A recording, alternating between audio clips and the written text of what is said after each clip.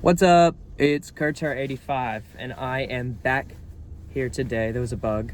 I'm here today and I'm feeling very musical today. I'm feeling like I want to talk about music even more, even though I just talked about Lady Gaga, but I'm over that. I've already gone past that album, I can't lie.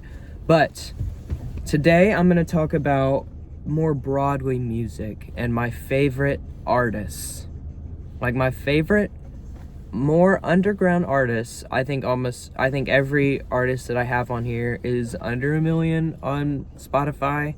And that doesn't mean they're better or anything, but you know, whenever you want to listen to something that like makes you feel like you have good music taste and makes you feel like, I don't know, you're listening to underground stuff, this is what I like to listen to. And because I just absolutely love these people and I listen to these anyway. But like obviously I don't think it's like, disclaimer, I don't think I'm better because I listen to them. Like I was literally jamming The Weeknd and like Charlie XCX earlier because y'all know I like Charlie XCX. So yeah, no shade to listening to popular artists, but you know, I think we all can listen to even more. So okay, and this is not going to be ranked, by the way, because why would I rank them? But if I had to rank them, I would put this person at number 1, and it's going to be LustSickPuppy. And I've talked about LustSickPuppy before. I've made an entire video about LustSickPuppy. It was like one of my first videos ever. But yeah, LustSickPuppy was my number 2 most listened to artist last year. If that says anything about my genuine love for her and her music. I have it playing right now. Me, I need to stop it. You think you bite? Well, I bite back. Yeah, this pussy tight and it's type wet. Need to watch your tone. It's just like, it's some of the most hype music I've ever listened to, with some of the coolest production I've ever heard, and like always, like the bars are just always on top of each other, just always good.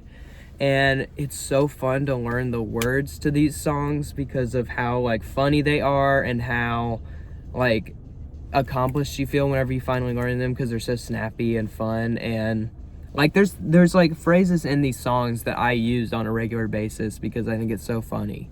Like I wish everyone I hate would shut up and die is one, like that's so funny. And her personality comes through in all the music. She just dropped a new single. It's only like 1 minute and like 20 seconds long, which makes me sad, but go listen to LustSickPuppy because that's my like number 1 artist. Like I love LustSickPuppy so much. And I think it just encompasses like the, like how badly I want, like it just scratches my brain how like fast and like jumpy and like fun it is, but also like it's so unique. It's such a unique sound. I don't know, I love it so much. And then next is Jane Remover. Jane Remover is amazing. Jane Remover, I've been listening to Jane Remover since Fertility came out in like 2021, I think. And then I took a break and now I'm like really back on her.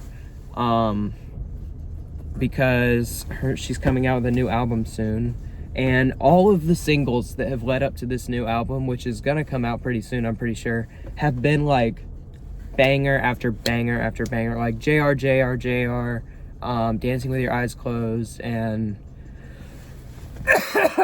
all the other ones. They're just all good, and the music videos have been epic.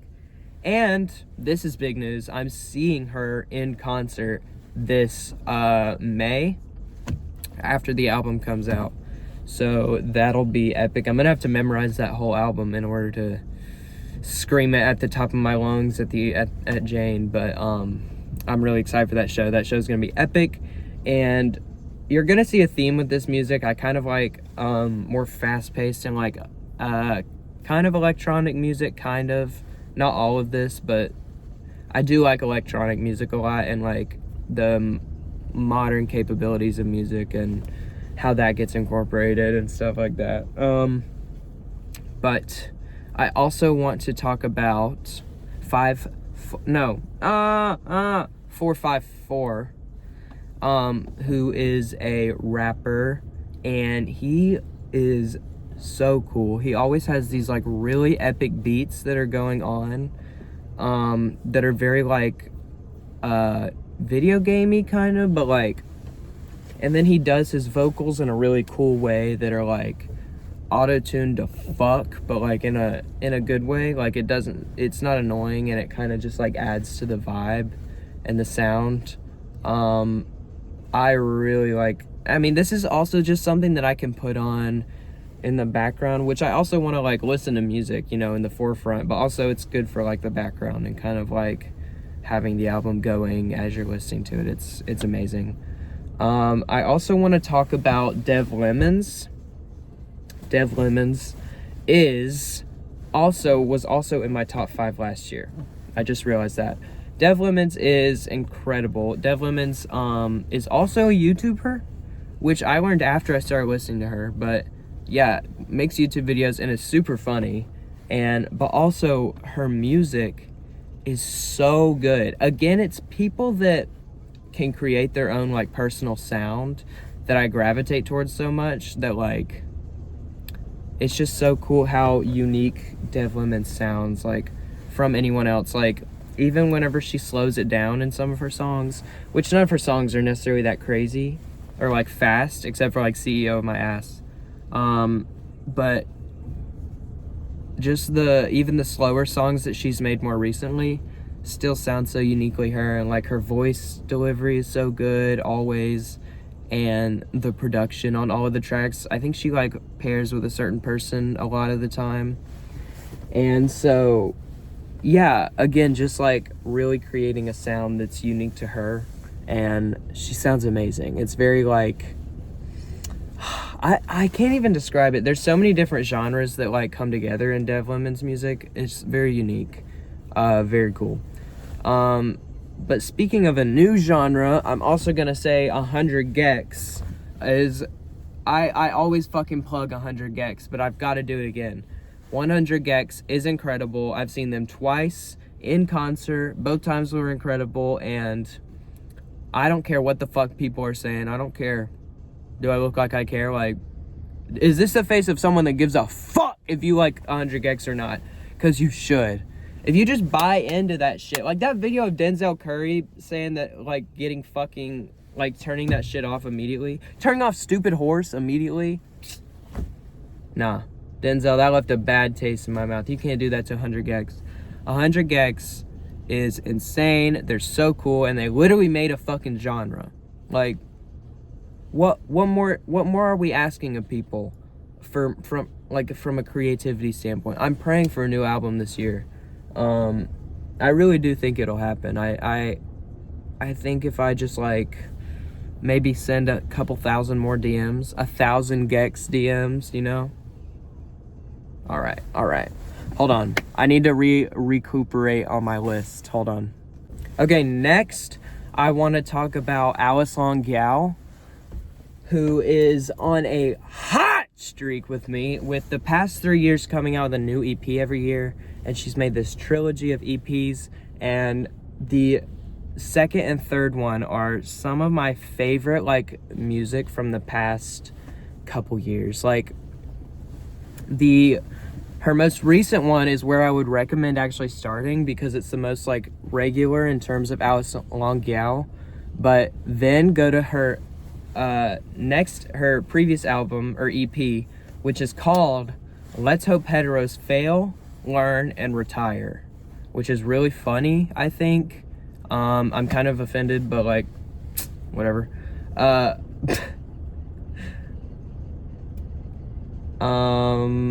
Yeah, Longyu Gao is incredible though, creates an incredible sound for herself, and is like super in your face and like screaming, like the vocal, like she can it's really impressive what she does with her vocals. She's an incredible like screamer and an incredible like mixer of sounds, and like even though the EP is like 25 minutes long, I think it is like, it feels like there's so many genres and so many sounds jam-packed into one freaking EP. It's so cool. Like I listened to it like 50 times last year because I was just so fascinated by every song on there, and they're like freaky in the best way and funny in the best way, and her delivery is always just like on point. Like just listen to Alice Longyu. Alice Longyu knows what the fuck she's doing, and I respect her and love her for everything that she's doing right now. And she made a song with Danny Brown, who is amazing, and their song together was so incredible. It almost made me cry, I'm pretty sure, which I was not expecting, especially from like Danny Brown, which he's done emotional stuff, but like, I don't know, I just wasn't expecting that because they're both so like hype, and so I was expecting them to come together and make a hype song, but then they didn't, and it was really good. But yeah, and now I want to talk about Femtanyl.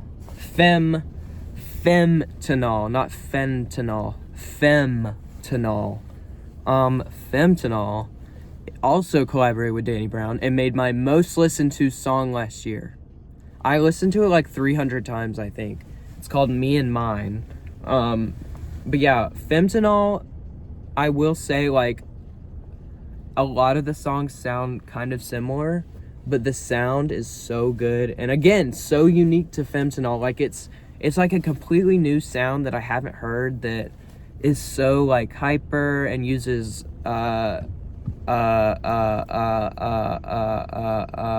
samples in such a cool way, and is like constantly changing and constantly being fun, and just like crazy ass music, just like to fill every sense of your brain and to like leak into your brain and start a dance party that like eventually combusts out of your eyeballs and your balls.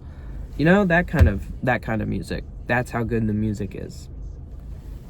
And then I want to talk about the Koreatown Oddity, who created, I think, in my top 3 rap albums of the past decade, which is Little Dominique's Nosebleed. And yeah, he is just an amazing storyteller in his rap music, very dreamy and like eerie production that he did himself, apparently completely by himself, which is insane to me. And